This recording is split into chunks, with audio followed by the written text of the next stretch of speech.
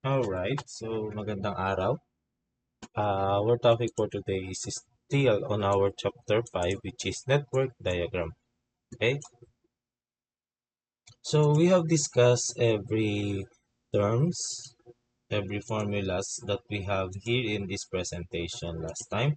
So our job now is to create a network diagram that should be included. Okay, that should include our floats, our ES, our FS. Okay, so ang gagamitin natin ngayon is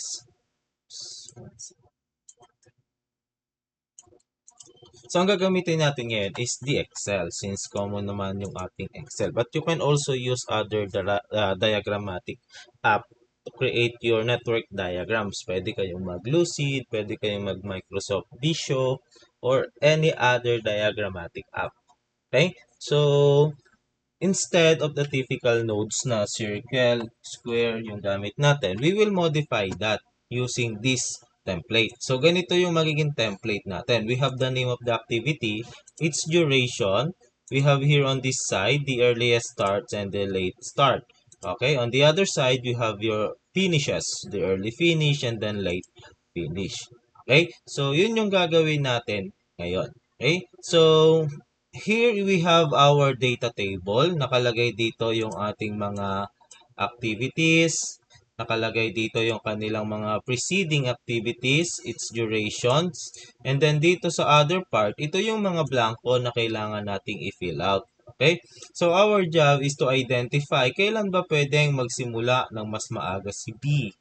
Okay? Or kailan pwedeng matapos ng late si B. Pwede rin namang ilang araw madidelay si B. Those are the questions that we can answer after we perform or after we create our network diagram. Since our activities here is not the activity for the whole project, there should be a milestone. So, from the start, ang mangyayari po, lalagyan natin ng milestone. So, say for example, ang aking milestone is just a square and then pangalanan ko lang siya ng start. Okay? Or yung iba, ang inilalagay dito ay segment. Segment 1. Or yung iba may mga keywords. Kagaya for example, kapag irigasyon, lateral 1A yung inilalagay. Yung iba naman, there are other ways to represent yung ating mga segments. Like for example, sa kalsada, station. Okay? So, in our case, let's make this simple. S1 na lang, segment 1. Okay? Ibig sabihin, these milestones or this specific point represent the start of the whole activities for segment 1. Alright? So, our first activity after we have our milestone is itong activity A which precedes nothing. So, after na ilagay natin yung ating event na ito, we can now start with our activity A. So, ilalagay ko lang muna dito since we needed ito. Ito yung gagamitin nating template. So, ilagay ko na lang dito. Our activity name is A. Its duration is 4. Delete ko muna to. Delete ko muna to. Ayan. Actually, ang ginagawa ko dito sometimes is itong ating duration. Pwede mo kasi yung i-VLOOKUP. So, para mas simple yung aking proseso, ang ginagawa ko, i-VLOOKUP ko lang ito. Then, yung lookup table ko is itong dalawang ito. Okay, yung output result ko is nasa 2 and then false para hindi niya hanapin yung medyo kamukha lang. Kailangan exactly kaya false. Okay? O, 0 yung duration kasi mali yung inilagay ko. Okay, so dapat dito ay B to D and our duration is on column 3. Let me merge this one so that nakagitna siya. Okay. So, mamaya ko nalalagyan ng mga numbers, yung ES and LF. Okay? ES, LF, EF, LS. Mamaya na natin lalagyan ng input yan dito or formulas. For now, lagay lang muna natin yung activities and then we can add some arrows here.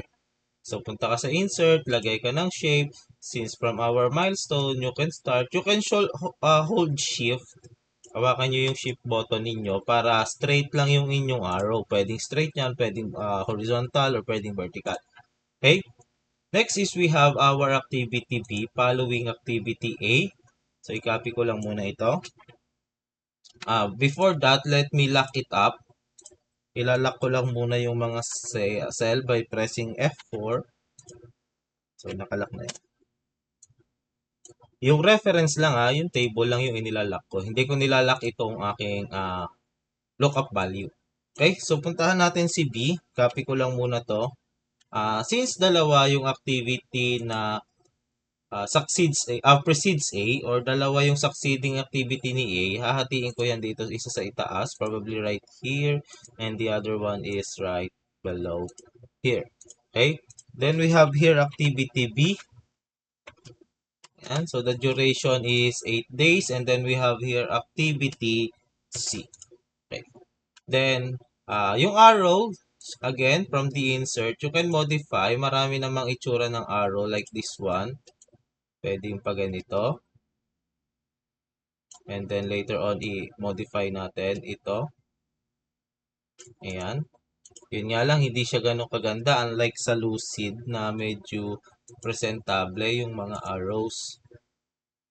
Dito kasi we have a very limited arrows talaga. So,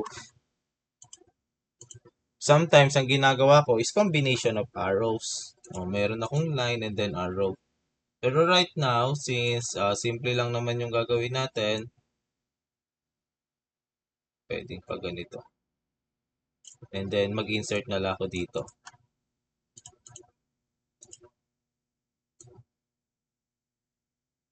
Ayan. Pwede natin i-move to ng konti.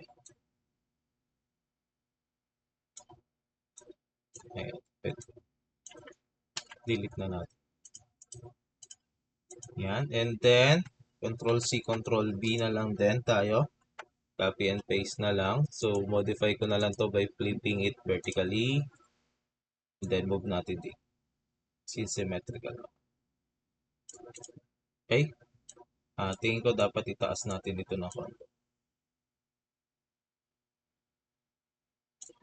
Or hindi equally distributed yung aking cell.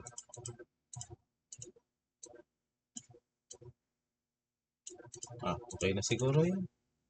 Naintindihan naman. Okay. Our next activity after activity C is we have activity D following C. Okay. So, kunin ko muna to. And then, lagay ko dito. Copy the arrow na lang. Ayan. Then, let's move it here. Sobra ko na isang cell. So, delete ko lang. Ayan. This is now our activity D, which is dependent on C. Okay? So, after matapos daw ni activity C, you can now start with activity D. And right after activity D, from our data table, we can now proceed with activity E. So, again, copy-paste lang muna.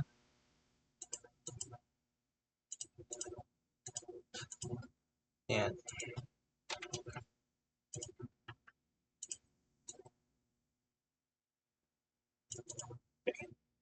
Then, this is our activity E. Okay? And then, next is we have activity F. Si activity F is both dependent kay B and C. So, this is our activity B. This is our activity C. So, sabi sa atin, si B and F, si F daw is both dependent kay activity B and C. So, pwede kong ilagay na lang si F dito.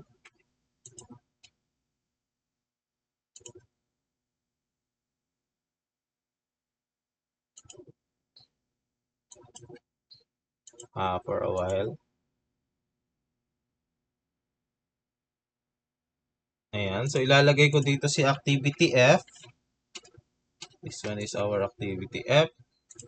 Copy the arrow. Copy and paste lang. And then, let's add an arrow here papunta dito. So, you can go to insert or you can use this one na lang siguro. Ayan.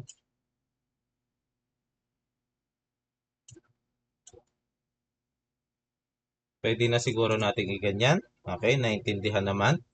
Okay. Very limited po kasi yung paglalagay ng arrow dito. So, unlike dun sa kamay na ginagawa natin na by hand, madali tayong nakakapaglagay ng arrow. Pero in this case kasi, masisira kasi yung ano eh. Kumbaga, sabi ko nga sa inyo, ayoko kasi ng hindi sana pantay-pantay. Pero sige, try natin yung gano'n.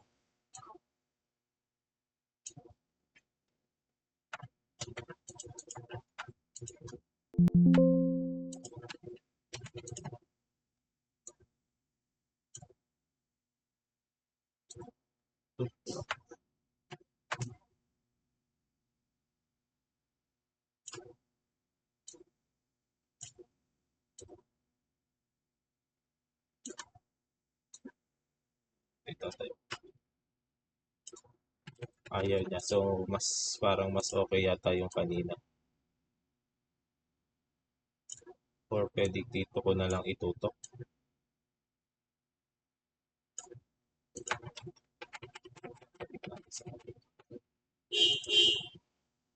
At dito ko na lang sa baba ilagay. Then, matelok ito, minsan. Okay na. Siguro yan. Intindihan naman. Tutok ko na lang to dito para mukha siyang kadugtong. Ayan. Although dapat kasi may line dito papunta rito. Hindi kasi natin magawa sa Excel. Okay? Next is we have activity G. Si G naman is dependent on E and F. So, pwedeng ilagay ko dito si G or pwedeng dito rin. So, siguro dito na lang, itatapat ko kay E. Ayan, this is our activity G. Okay? And then copy this one, paste it here. Okay? And then dito, meron tayo dapat line. So, pwede kang mag-insert na lang ng shape. Since si G is dependent din kay E, ganito yung magiging itsura ng ating line. Okay? So, pataas lang. Ibig sabihin, bago magsimula si G, dapat tapos na rin si E. Okay? Nababother talaga ako sa isang to.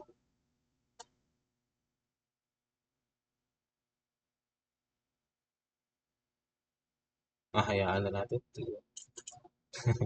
Sorry guys. And then we have H. H is dependent kay F. So, H is the succeeding activity of F also. So, dito, unfortunately, wala tayong space. So, I have to bring this down. We cannot do that on a merge cell. Sabi, daling kita dito. And then, balik kita doon. Ayan. Kulang pa. Kunti pa.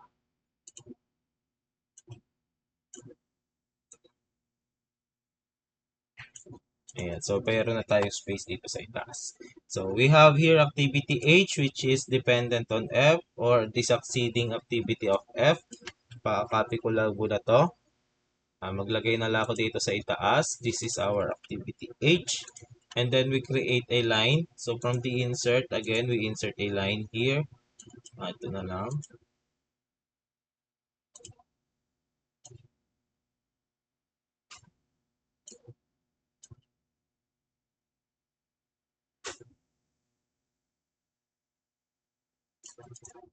Ayan. Okay. And then after H is we have I which is dependent only on G.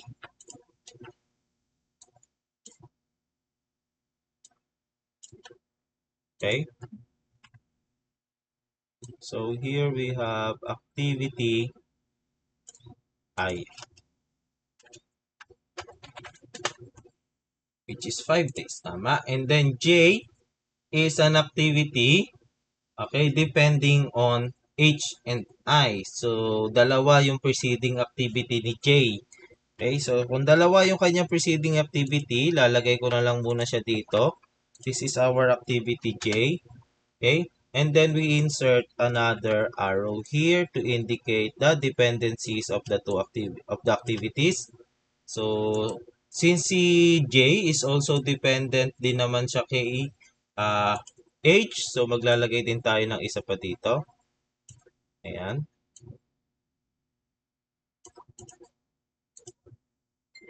Let me zoom in para maging pantay lang ito.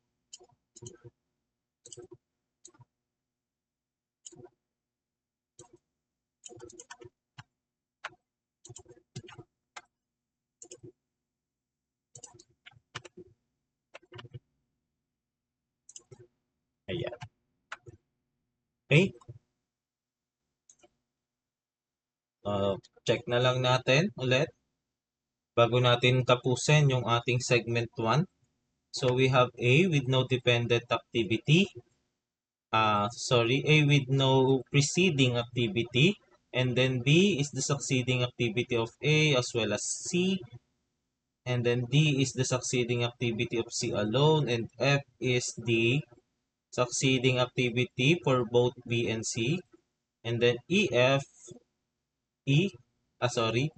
here F, and then G is dependent on F and E. Okay. Then we have H, which depends on F, and then we have I, which depends on G, and then J, which depends on both H and I. Okay? So, since we have now all the activities, pwede na natin tapusin itong ating segment 1. So, after segment 1, we are now at segment. Okay? So, pwede nating i-highlight yung itong dalawang ito. So, by adding some fill colors. Now, we can now identify the paths. Pwede mong unahin yung paths or later on, pwede mong kunin yung mga critical activities. But our goal for today is to identify the late start, the late finish, the early start, and the earliest finish. Aside from that, we also have to identify the floats on each activities. Sige, kunin muna natin yan. Okay? So, sa pagkuha ng earliest start and earliest finish, we use yung tinatawag na forward pass. This is for the early. Ayan, para sa mga early start, early finish. But for the late, we use the backward pass. Okay?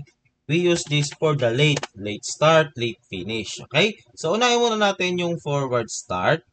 Sabi dito, since si A can immediately start without waiting for any activity, mag-i-start na siya on the day 0 or the D-day, yung tinatawag, D0. Okay? Sometimes yung iba, ang ginagawa dito is 1. Pero ako kasi nakasanayan ko yung 0. So, 0 para later on, magiging fit siya doon sa ating Gantt chart. Okay? So, after nag-start on the 0 day, plus 4 days duration, ang earliest finish ni activity A would be yung kanyang early start plus its duration. Kaya 4 days. So, ika-copy paste na. Pwede natin ito i-copy paste. Ano? Okay? Copy paste ko na lang muna yung formula. Pero, wag na siguro. Malilito pala tayo. Sorry. Okay? Now, for the next activities, we have activity B and activity C. Okay? So, kaya hindi ko kinopy-paste yung formula by the way. Kasi because if I copy-paste here, magkakaroon ng value dito and might result to confusion. Okay? So, kaya hindi na lang. Okay? So, let's proceed again. Let's go back to the next activity. We have activity B and activity C. Kailan sila pwedeng magsimula? Actually, si activity B, pwede na siyang magsimula on the 4th day.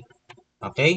So, matatapos siya kapag nag-start siya on the 4th day with its on the 12th day. Okay? Kasi yung duration niya ay 8. Now, pagdating sa ating Gantt chart, kadalasan ang ginagawa ko dito is nagpa-plus 1 ako. So, instead na 4th day, since natapos yung ating activity A on the 4th day, okay, ginagawa ko dito, it can start on the 5th day. Okay? Parang ganon. So, natapos ka on the 4th day, start ka ng 5th day. Yun nga lang, the problem with that is this. Sa ibang reference book, hindi nila ginagawa yon. Okay? So, to maintain yung ating tinatawag dito, similarity to the other reference, gagano na lang din muna natin. Okay? Kasi we take into account naman yung 0 day. So, actually, ito, pag kinount mo, 0, 1, 2, 3, 4. So, 5 araw yan, which is also fitted with this one. Okay? So, maintindihan pa natin yan sa Gantt chart later on. Okay? Kasi ito yung madalas tanong sa akin dati, Sir, natapos on 4th day, bakit magsisimula on the 4th day also?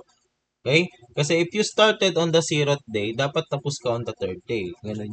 Ganun yung mindset. Okay? So, sige, let's proceed. Likewise, for activity C, since natapos si activity A on the 4th day, pwede na siyang magsimula on the 4th day. Plus its duration na 5, we have here 9 days. Okay? Then we have activity C, since as activity D rather, since activity D is dependent on C and C finishes on the 9th day, therefore, start ito also on the 9th day. Okay? And then we have here the duration of 6 days. So 6 plus 9, we have 15. Likewise, for activity C, since natapos si activity on the 15th date, start na rin yan sa 15. Okay? Plus its duration na 3 days, we have here 18 days. D, E, F. Now, for F, dito na papasok yung, kasi dalawa yung ating preceding activity for F. Okay? So, sa dalawang activity siya nakadependent. Sino yung pipiliin mo? That's the question. So, ang pipiliin mo is hindi yung pinakamaaga. Sir, earliest dapat yung pinakamaaga. Hindi. Okay? Ang pipiliin mo is yung pinakahuling natapos. Since si activity B, natapos lang siya on the 12th day. So, i-add natin yan plus its duration. Sorry. 12 siya nag-start plus its duration na 9. We have here 21 days. Okay? So, kung dalawa yung preceding activity nung isang activity, ang pipiliin mo is yung mas late na natatapos. Always, kasi pag pinili mo yung 9, hindi talaga makakapagsimula si F. Okay? Hindi siya pwedeng magsimula on the 9th day. Kasi di ba nga, ang konsepto ng network diagram is that we assume na yung kanyang mga preceding activity ay tapos na before siya magsimula. Okay? So, next is we have activity G. Since the activity G is only dependent on F, therefore it should start on the 21st day. Plus its duration at 12 days, we have 33 days. For activity H, dependent lang siya kay F. So, we have here 21. So, plus the duration na 11, we have 32 days. So, for activity I, dependent lang tayo kay G. Oh, by the way, let me go back to activity G. Hindi ko napansin ni si activity G is also dependent kay E. Okay, kay activity E. But tama naman yung ginawa natin. Nakachamba lang. Okay, pero kadalasan, pwedeng mamali, kagaya ng ginawa ni Sir. Bakit? Kasi you should consider activity E. Okay? So, dito, nagkataon lang na si activity F yung mas late na natapos. Okay? Kaya yun yung ginamit natin. And here we have activity I, which is dependent on G. So, it started with at the 33rd day. So, plus its duration of 5. So, we have here 38. So, for activity J, dalawa ulit yung ating predecessor. Okay, so dalawa yung kanyang preceding activity. We have H and I. So, si I natapos on the 38th day, si H natapos on the 32nd. So, ang pipiliin again is the longest. So, ito is 38. So, therefore, natapos siya on 47th day. So, yung ating segment 1 from S1 to S2, okay, ang duration niya, ang total duration is 47 days. So, pwede mo na ngayon niyang ilagay dito. So, for activity A, you have 0. For activity B, you have 4. C, 4. D, 9. And then, we have activity E at 15. We have activity F at 12. We have activity G at 21. Activity H at 21 also. And then activity I at 33, and then activity J at 38. For the earliest finish, activity A at 4, activity B at 12, activity C at 9, activity D at 15, activity D at 18, activity F at 21, activity G at 33, activity H at 32, activity I at 38, and then lastly, we have activity J at 47. Okay? Now, Ang kulang natin ngayon is yung lates. Okay? The late finish and the late start. So, paano yung gagawin? Backward pass. Okay? Tapos na tayo mag-forward pass from the start to end of our segment 1. Nagawa na nating ipasa-pasa yung ating duration. Babalik naman tayo. Babaliktad naman. Okay? So, here we have activity J. Sabi natin dito si activity J natapos on the 47th day. Therefore, para hindi ma-delay yung buong project, dapat tapos lahat on the 47th day. Okay? So, 47th day din yung tapos dito sa pinakahuling activity, sa ating ending activity. Okay? So, kung kanina plus, ngayon minus naman, yung ating late finish minus the duration, sorry, uh, 38. Okay? So, we have 47 siya dapat matatapos kasi nga dapat wala pong delay. Kung kailan siya earliest finish, yun din dapat yung late finish niya para wala tayong delay doon sa buong segment. Okay? Subtracting the duration, ang late start niya ay 38. Okay.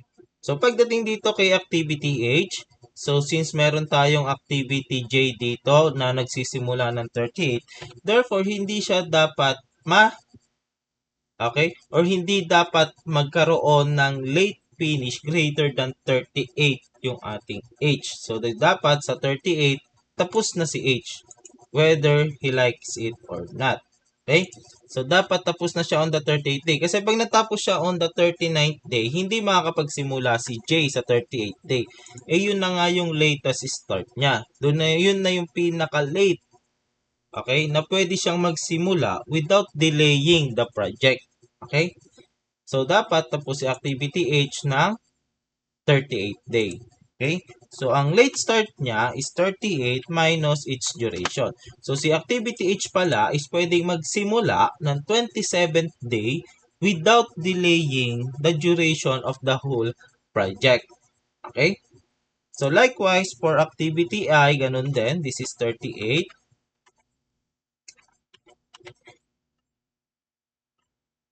Alright? So, si activity I is an example of a critical activity. Kasi, hindi siya pwedeng magsimula, okay? Hindi siya pwedeng magsimula except for 33rd day. Okay? Hindi siya pwedeng magsimula sa 34, sa 35th. Okay? Hindi siya pwedeng magsimula ng mas maaga. Right? So, that is a critical activity. Next is we have activity G. Si activity G, since si I, kailangan niya magsimula on the 33rd day para hindi ma-delay yung project. Therefore, si activity G, kailangan din magsimula on the 33rd day. Using the same formula, subtract lang natin yung duration. We have here at 21st day. So, for activity E, since ang successor niya is si G, okay, si G kailangan mag-start on the 21st. Therefore, si activity kailangan niyang matapos, okay, at 21st day. Wala siyang ibang choice. Okay, kasi pag hindi siya natapos on the 21st day, hindi makakapagsimula si G. Pwede siyang matapos ng mas maaga. Okay? Then, we subtract the duration. See. Look at these two. Next is we have activity F. For activity F, dalawa kasi yung succeeding activity ni F. You have H and G. Si H, kailangan niyang magsimula on the 27th day. That is the latest time na pwede siyang magsimula. While si G, necessary na magsimula na on the 21st day. Okay? Therefore, si F dapat magsimula na or matapos na rather, matapos na on the 21st day at its latest. Okay? Yan na yung pinaka-late. Bakit? Kapag ka pinili mo yung 27 dito, okay? Pag 27 yung inilagay mo dito, hindi makakapagsimula si G on the 21st. Do you follow? Hindi siya makakapagsimula kasi nga hindi pa tapos si F. Okay? Kung yun ay kung 27 yung inilagay mo dito. O, 27. Therefore, si G hindi makakapagsimula on the 21 kasi nasa 20, hindi pa tapos si F. So, ito magiging 21. Pag nag-forward pass ka, madidelay yung project. Therefore, ang pipiliin mo naman is yung mas mababa. Okay? Minus the duration. Okay? And then for activity D, since isa lang naman yung kanyang successor, si EE lang. So, si E is magsisimula at 18. So, minus its duration, we have 12 days. Okay? For activity C, dalawa yung dependent. Dalawa yung successor rather ni activity C. You have F and D. So, both activities naman ay nagsimula on the 12th day. So, wala tayong problema dito. So, pareho silang 12th day. Therefore, this should be finish at the 12th day. Okay? Minus its duration.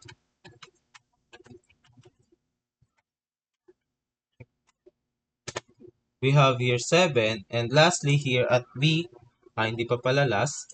Since isa lang na may successor niya, that is 12. Or activity F, minus the duration, you have here 40. And for activity A, since dalawa yung kanyang successor, you have B and C. Si B, necessary na magsimula on the 4th day. Si C, pwede siyang on the 7th day pa. Okay? So, puntahan natin yung pinakamababa. Siyempre, lagi. Okay? Oops. Lumpa.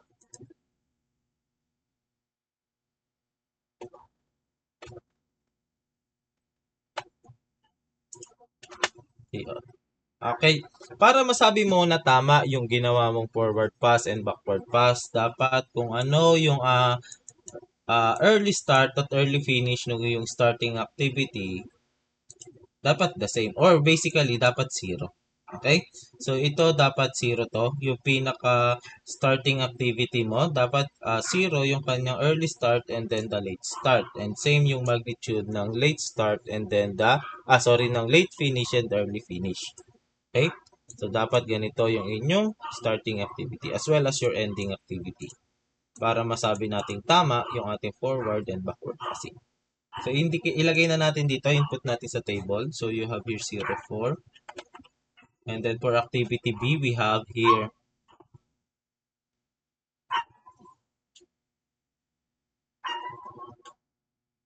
for a while. Check ko lang yung mga aso.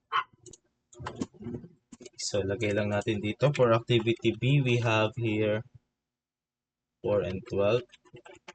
For activity C, we have here 7 and 12. For activity D, we have here 12 and 18. For activity E, we have 18 and 21. For activity F, we have 12 and 21. And then for activity G, we have 21 and 33. For activity H, we have 27 and 38. For activity I, we have 33 and 38. And for activity J, we have 38 and 47. Okay, so for the total float, ang gagawin lang natin is pag-subtractin yung early start minus the late start. Pwede namang early finish minus the late finish. Okay? So, basta ganun lang. Subtract lang. Sorry, let me correct that. That should be late minus early. Late minus early. Okay? And then drop down lang natin ito without formatting. Okay. So, lahat ng 0 dito, those are the critical activities. Sila yung mga activities na kailangan magsimula at matapos on a very specific time. Kagaya nito. Si activity F, kailangan niya lang talagang mag-start on the 12th day. Wala siyang ibang option. Okay? At kailangan niyang matapos on the 21st day. Unlike dito kay activity E, if we take a look here,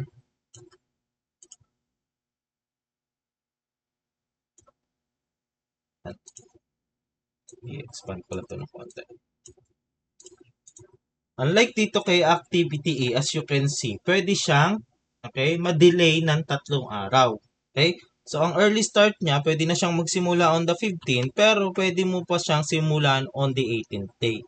Okay? Ibig sabihin, pag nagsimula ka pa sa 18th day, wala pang delay yung project. Pero, pag nagsimula ka na sa 19th, dun na magkakaroon ng delay yung project. Okay? So, pwede kang magsimula sa 15, pwede kang magsimula sa 16, sa 17, or pwede rin namang sa 18.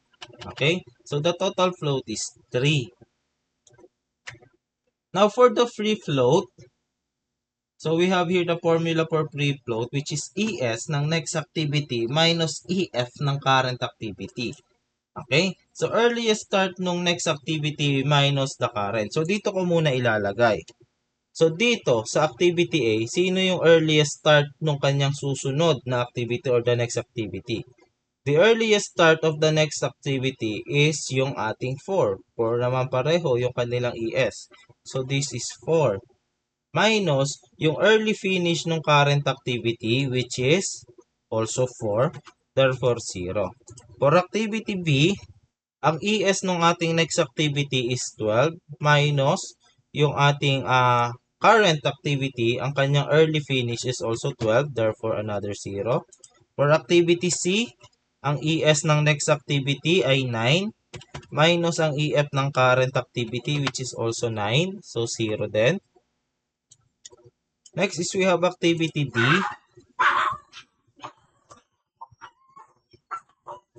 So for activity D, wait lang guys. Okay, nasa na sorry po sa abala. We have your activity D. So, ang earliest start ng kanyang susunod na activity is 15. Its early finish naman nung current is 15 also. Therefore, another 0 here. For activity F, we have two activities again. Pero pareho naman silang magsisimula on the 21st.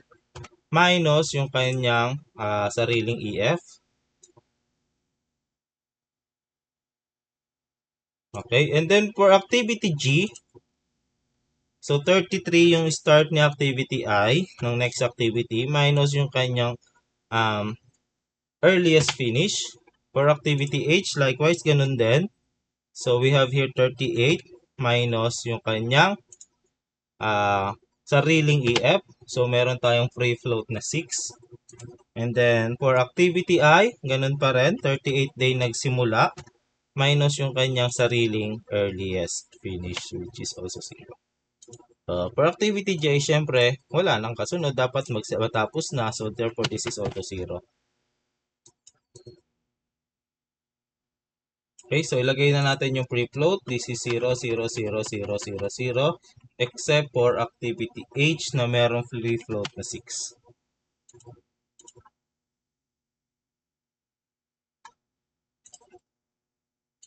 Sorry, na-skip ko pala si E.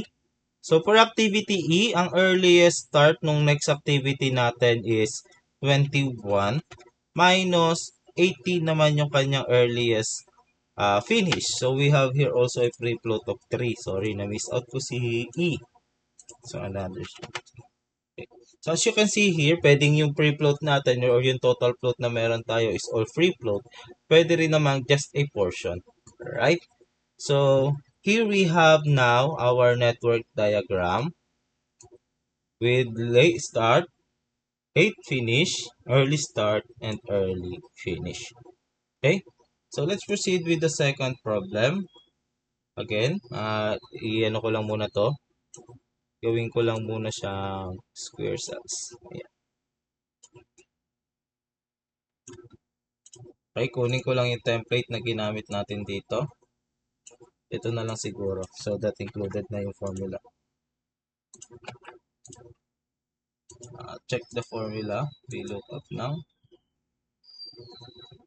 Tama. Tama.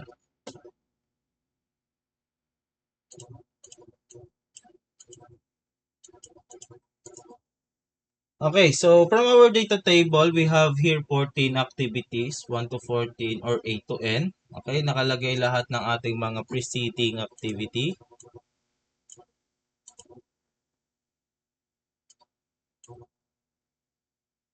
Okay. And then the duration, we also have the table for our floats and then for our finish and start.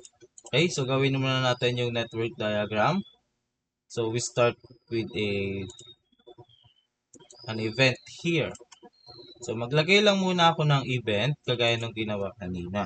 So, say for example, again, this is segment 1 pa rin. Lagyan ko na lang din ng S1, start of our segment 1. Now, may mali dito. Okay? So, may mali. Bakit? Kasi tatlo yung ating starting activities. Okay? So, after S1, there are 3 activities that should start immediately. Okay? So, ang nagiging problema lagi kapag ganito is pag nag-backward pass, hindi nagpapantay yung values ng number or hindi nagsisiro. Sir, bakit hindi nagsiro yung sa akin? Because the problem is dito, nagkakaroon tayo ng event lang. Okay? So, ako ang ginagawa ko to counter that problem or para maalis yung ganun, ayan, merge ko muna to. Naglalagay ako ng mismong node. Okay? Hindi naman ito necessary. Ang gusto ko lang gawin is maglagay ng node na may duration na 0. Okay? So, yan lang. Yan lang yung inilalagay ko. Okay? Para ma-maintain ko lang yung aking pagsisiro sa dulo. Okay? Pero not necessary naman. Okay? So, mamaya papakita ko sa inyo kung bakit. So, after tayo magkaroon ng S1 dito or the start of segment 1, we have 3 activities na magsisimula kagad. We have A, B, and C. So, ilalagay ko lang muna dito si A. Here we have B. And then here we have C. Okay? So, A, B, and C. Oops, ba't ayaw makuha ng formula? Hindi na-copy yung formula. So, in-edit ko.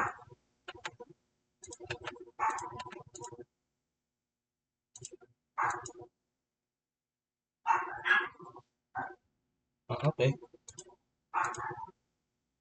Correct.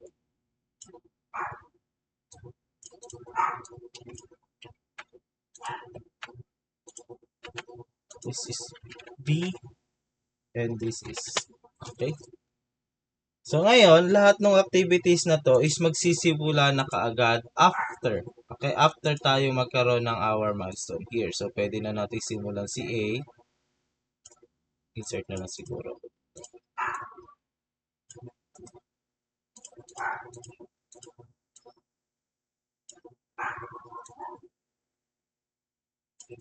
Ayan, and then, likewise, pwede na rin natin simulan si B.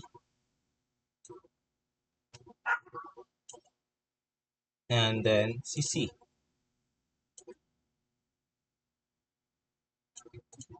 Okay.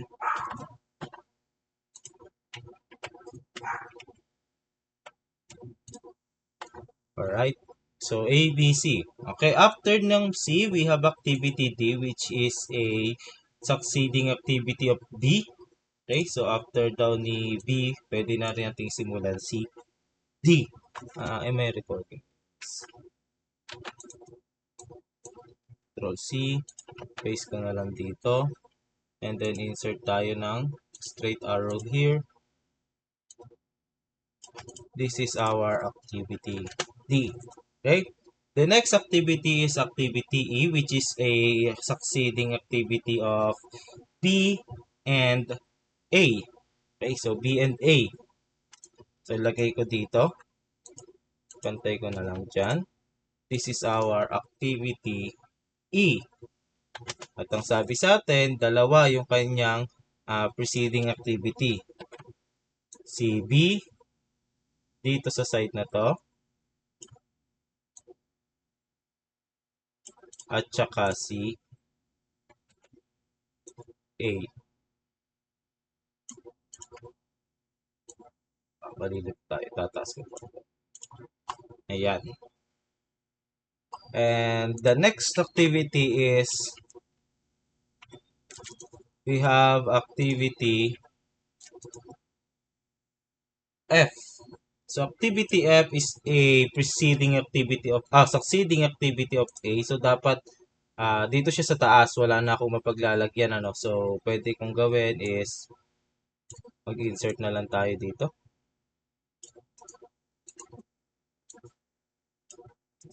Insert tayo sa taas, shift cells down. Isa pa, insert tayo, shift cells down. Alright. So, pwede na natin ilagay ngayon si F. We have here activity F na ang duration niya ay 2 days. Okay, so copy this one.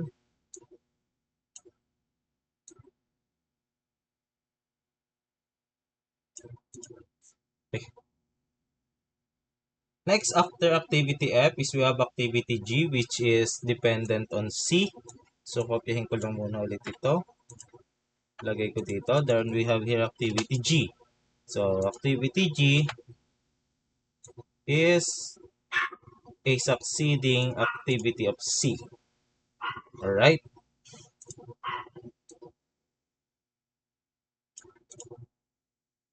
Next is we have activity H. Activity H follows E. After ni E daw, meron na tayong activity H. So, dito, after ni E, lalagay ko dito si activity H.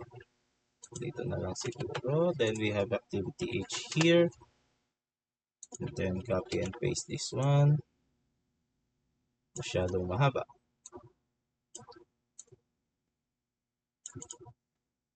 And the next activity is activity I, which follows G.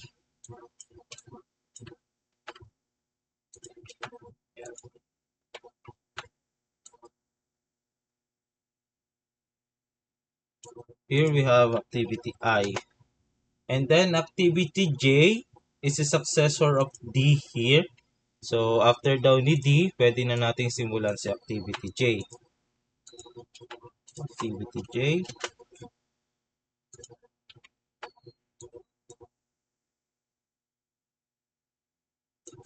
And then next is we have activity K. Si K naman is dependent on both J and I, or ang kanyang predecessor is si J and I. Okay? So, pwede ko siyang isunod dito kay J and then mag-indicate na lang ako ng additional arrow here, or pwede rin naman dito.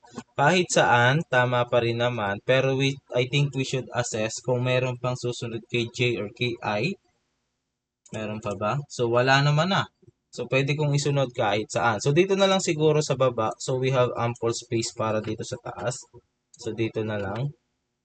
Okay, we have here activity K. K, K. Sabi natin, dependent din si K, KJ. So, mag-insert tayo ng another arrow.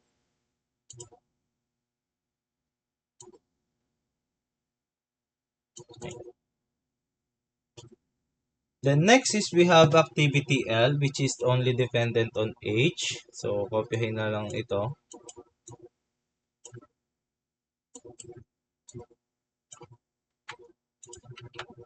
Which is activity L.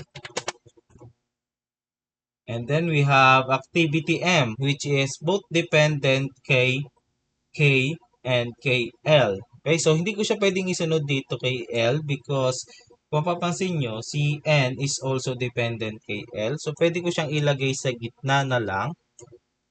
Lagay ko na lang dito sa gitna. Okay? This is our activity. Sorry, hindi siya masyadong nakagitna. This is our activity M, which is dependent on both K and L. So, copy na lang ako na isang arrow dito. Masyado itong malapit.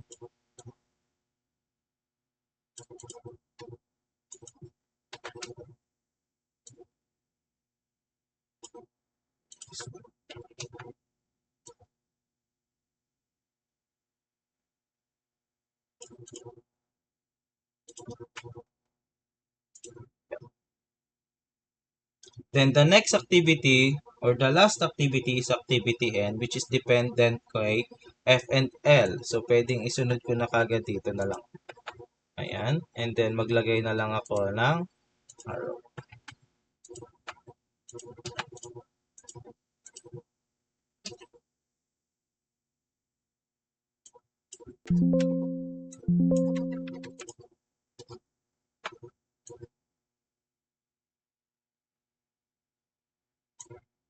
And then, another arrow here.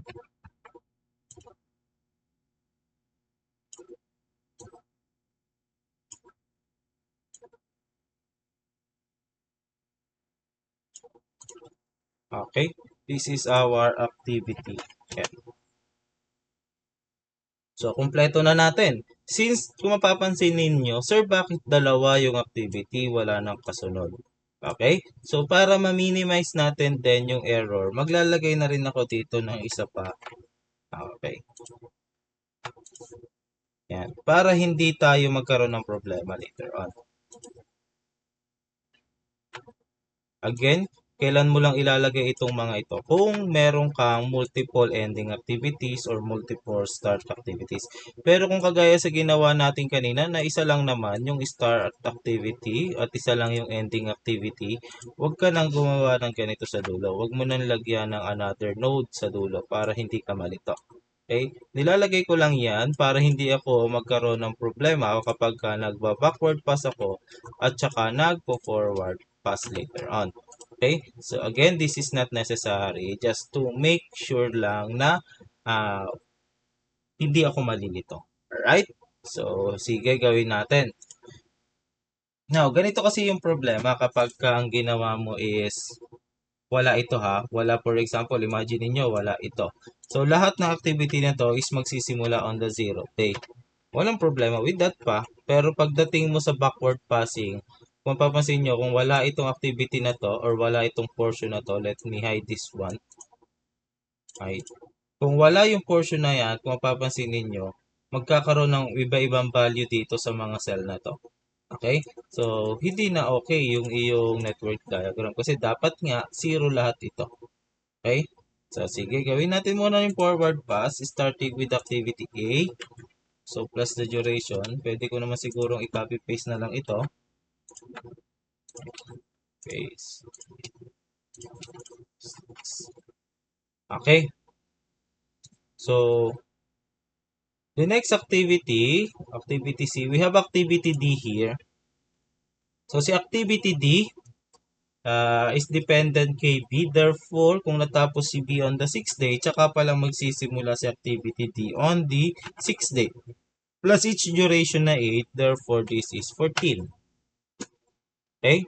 For activity E, si E is dependent on two activities, A and B. Si A natapos on the 4th, si B natapos on the 6th. Okay? Therefore, si E can only start on the 6th day. Wala siyang ibang choice. Plus each duration of 2 days, therefore, tapos on 8th day. Okay? For activity F, dependent lang siya kay A na natapos na on the 4th day. Therefore, pwede na siyang magsimula on the 4th day. Okay? So, for activity F plus the duration of 2, so 4 plus 2, we have 6 here. For activity G, since nakadepende lang siya kay C at si C ay tapos na on the 3rd day, so magsisimula na rin siya on the 3rd day. Plus the duration of 3 days, so we have here 6. And then for H, ganun din, nakadepende lang siya kay E. Si E is natapos na on the 8th day, therefore on the 8th day, pwede ko na rin simulan si H. Plus the duration of 5, we have here 13. For activity HI, so we have here I which is dependent on G. Si G natapos na nung 6th day. So therefore si I pwedeng magsimula on the 6th day plus the duration ngayon at 7. Okay, so we have here 13. For activity J, since siya ay nakasunod lang kay D na natapos na on the 14th day, therefore pwede siyang magsimula on the 14th plus the duration of 8, we have here 22.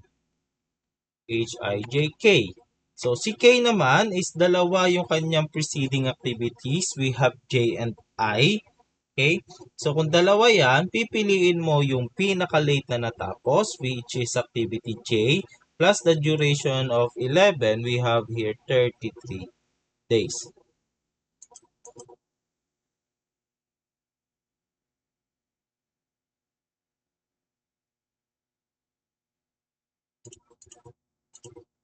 Okay, and then next is we have activity L. Activity L is dependent on H. Si H ay nagtapos on the 13th.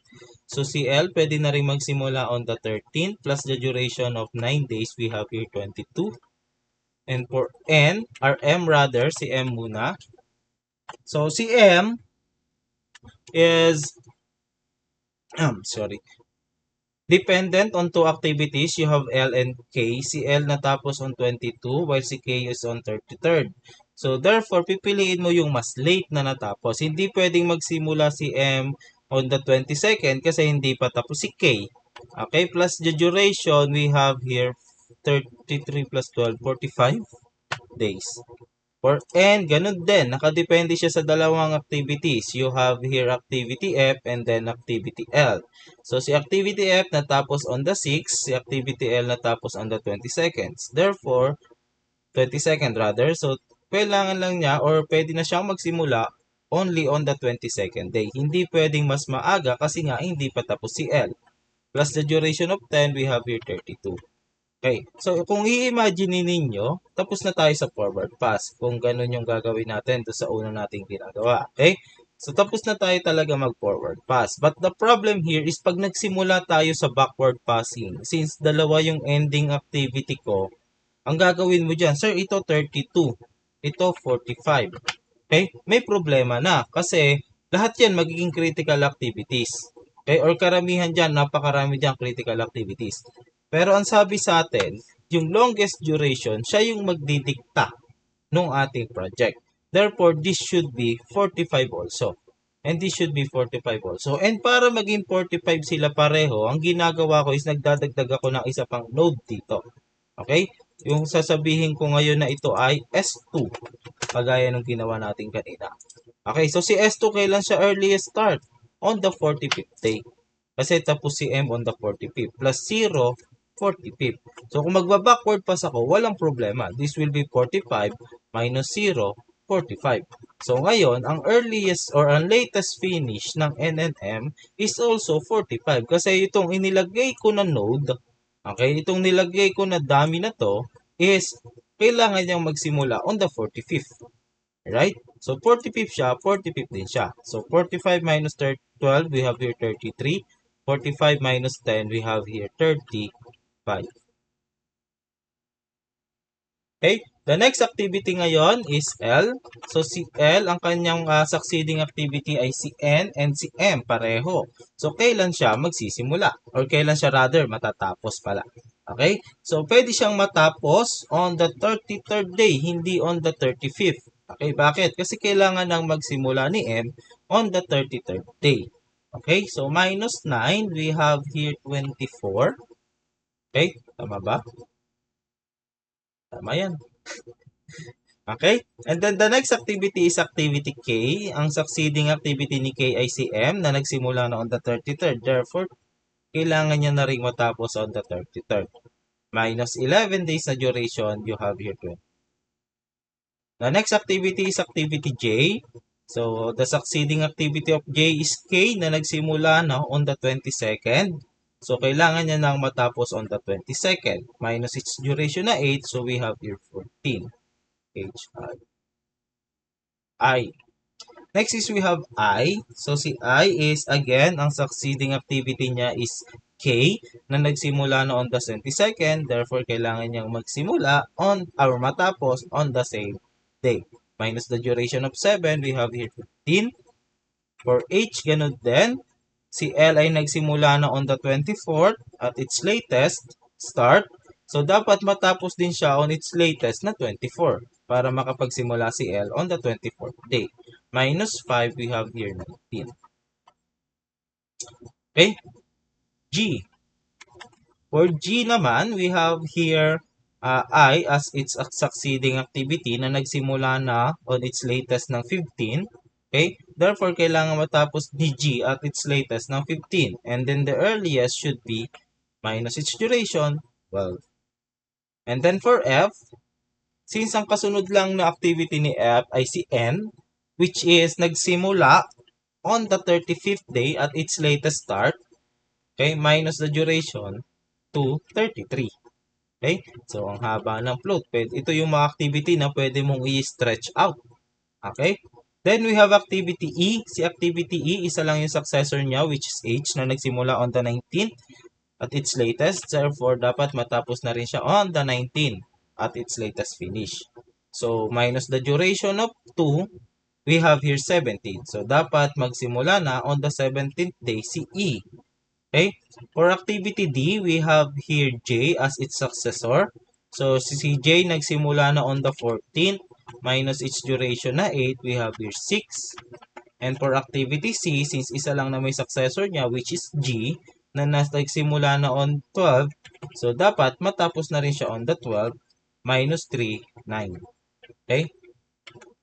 And then for B, since dalawa yung kanyang successor, we have here E, which is nagsimula na on the 17th day, and then D na nagsimula on the 6th day. So, therefore, si B, kailangan niya nang matapos on the 6th day. Minus the duration of 6, 0. Okay? And for activity A, again, dalawa yung kanyang successor. We have F and E. Si F magsisimula on its latest on the 33rd day, while si E naman on the 17th day. Therefore, piliin yung mas mababa kasi kailangan nang magsimula ni E sa 17th day. Minus the duration of 4, we have here 13 days. So, ito yung sinasabi ko kanina. Iba-iba yung values dito. Okay? Lahat ito ay starting activities. Lahat ng activities na yan is yan yung kauna-unang activities na ginagawa natin. Pero ang problema is bakit hindi sila natapos or nagsimula on the same day or 0. Okay? Kaya ang ginagawa ko to remove that ambiguities, to remove that confusion, naglalagay ako ng another node here. Okay? Na may duration na 0, mag-i-start ng 0, 0 plus 0, matatapos on 0. So, kapag nag-backward pass ako, yung S1 na to is dapat matapos on the, ano yung pinakamaaga dito? 0. And then, magsisimula on the 0. Okay?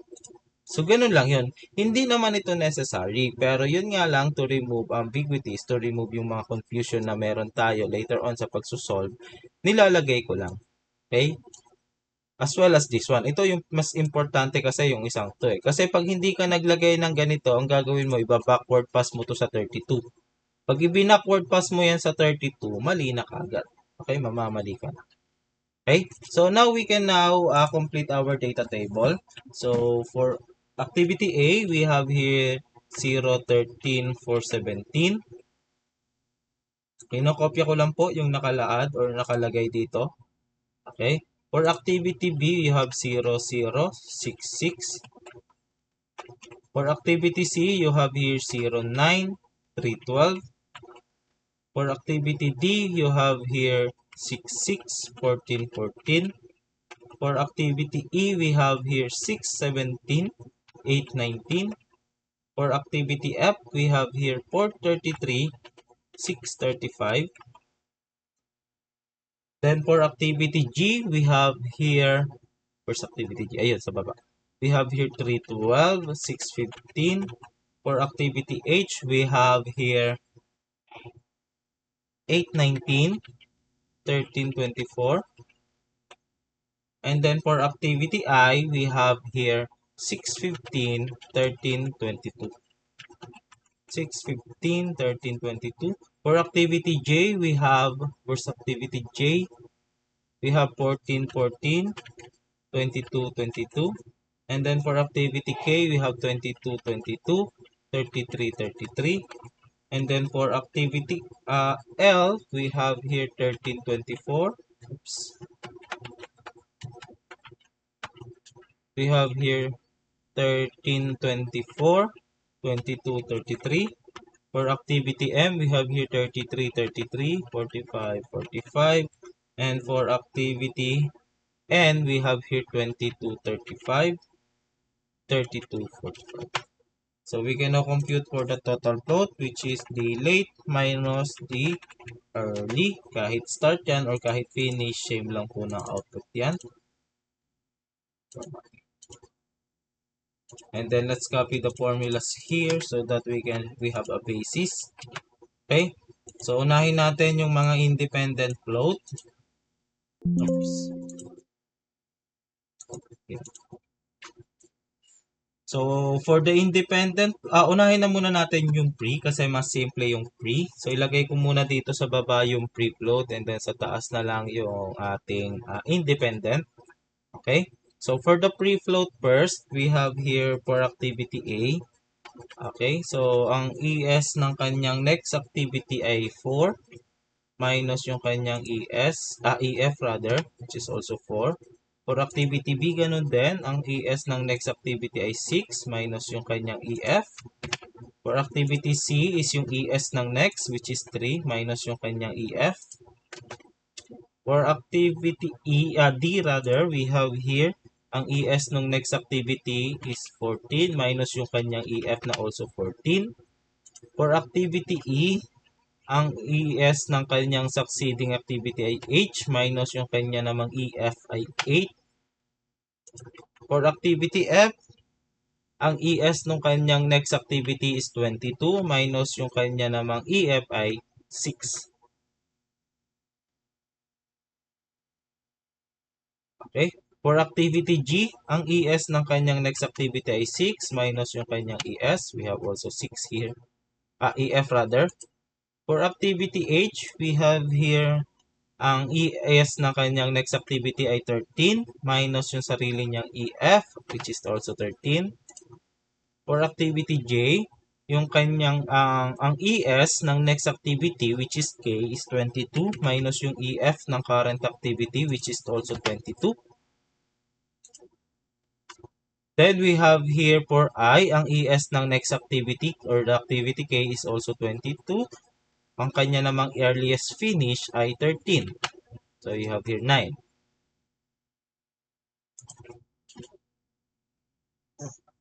For activity K, okay, sa activity K, ang ES ng next activity is 33 at ang kanya namang EF ng current activity is 33 also. For the activity L, dalawa, we have here 22 and 33. So mag-govern is si 22. Okay? So 22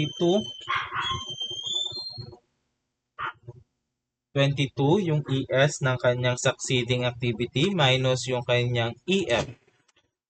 And then for M, ang next activity natin will start at the 45th minus yung kanyang EF, which is also 45th. Then for activity N, ang ES ng kanyang next activity is 45th minus yung kanyang EF na 32. So this is our our free float. We have here 0, 0, 0. For activity D is also 0. For E is also 0. For activity F is we have 16. For activity G we have 0. H is we have 0. I is 9.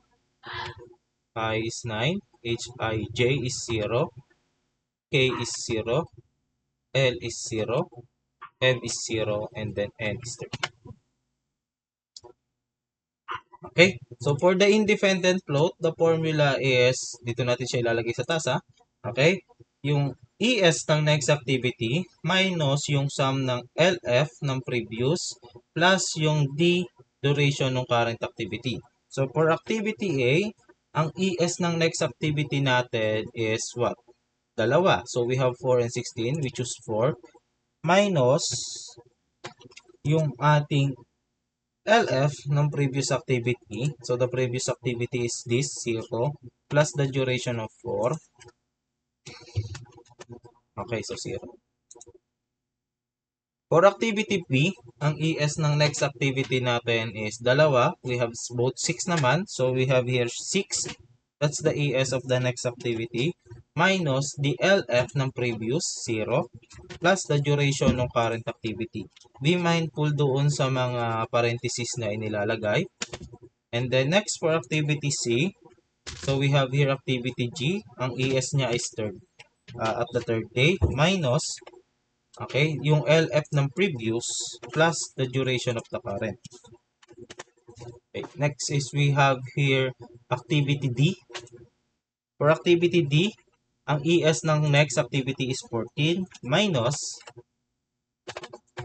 okay, yung LF ng previous, the late finish ng previous is 6, okay, plus the duration is 8. Okay. For activity E,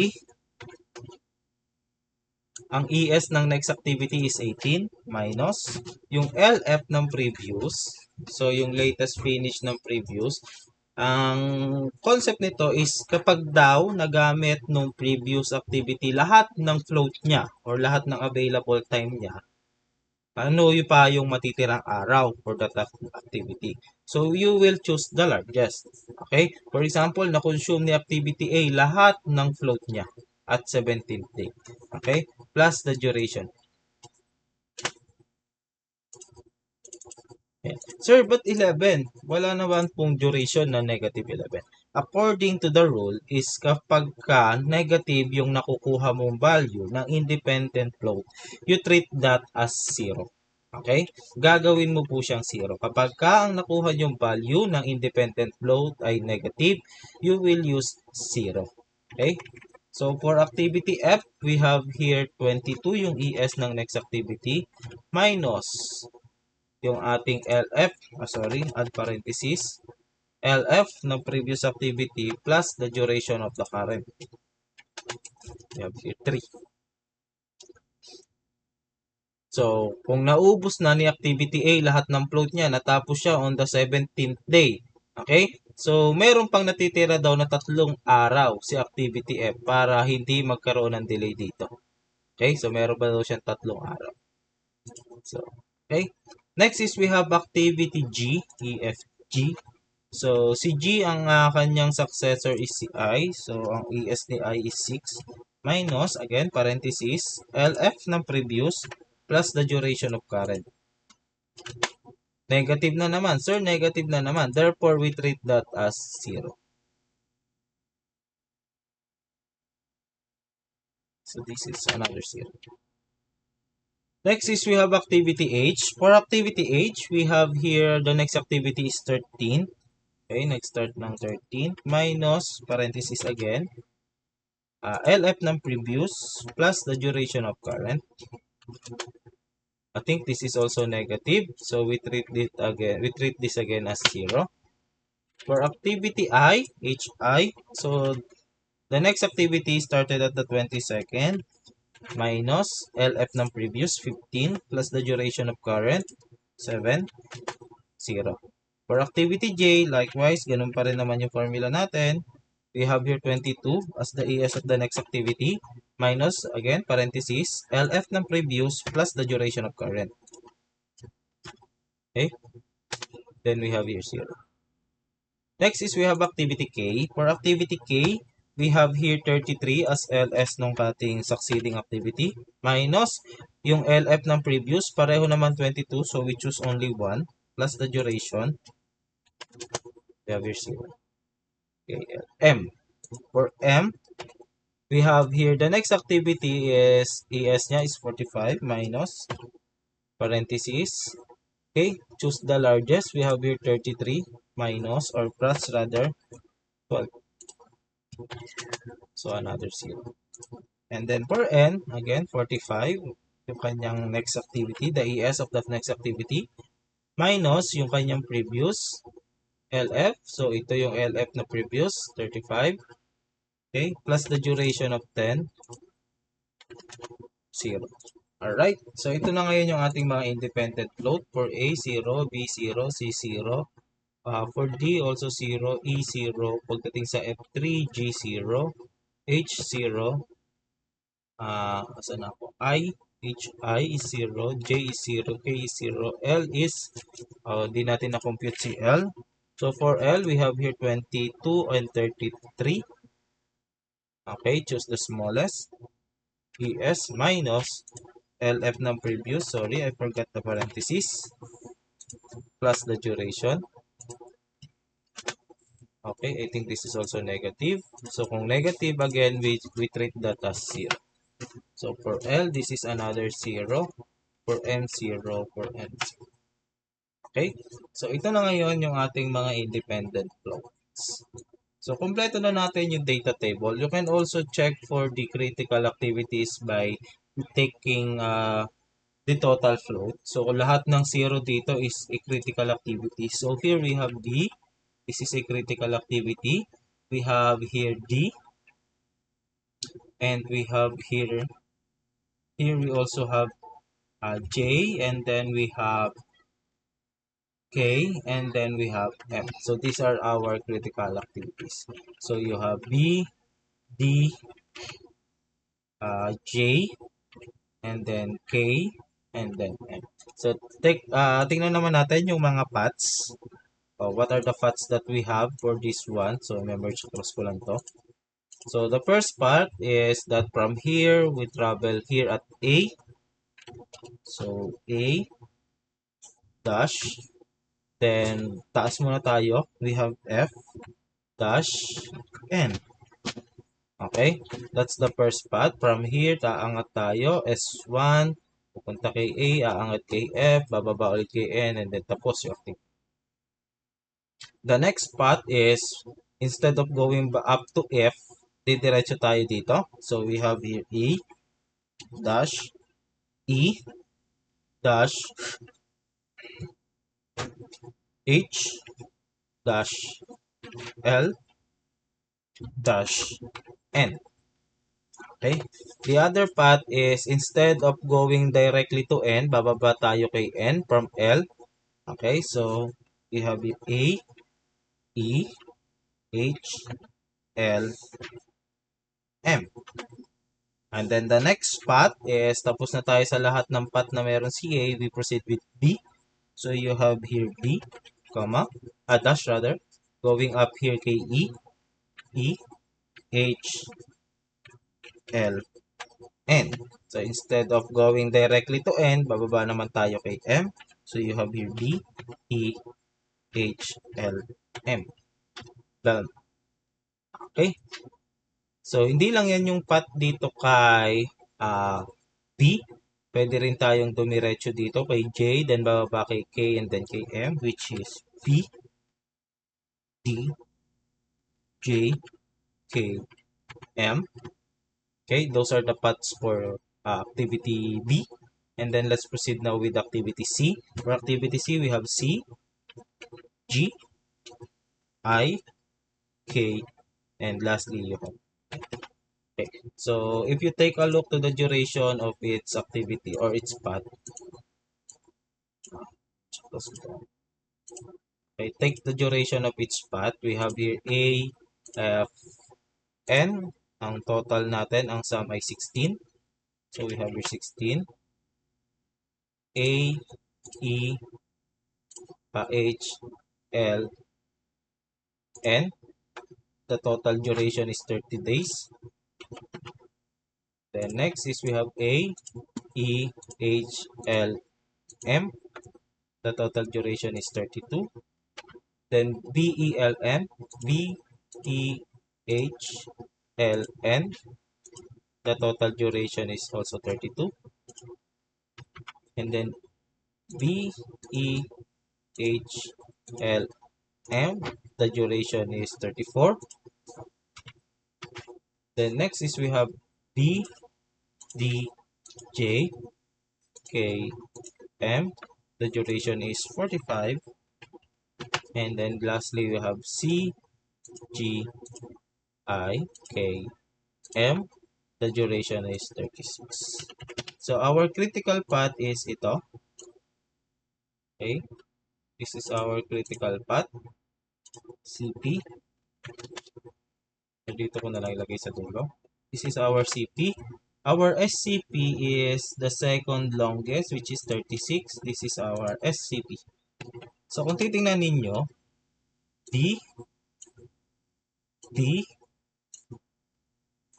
J, K, M.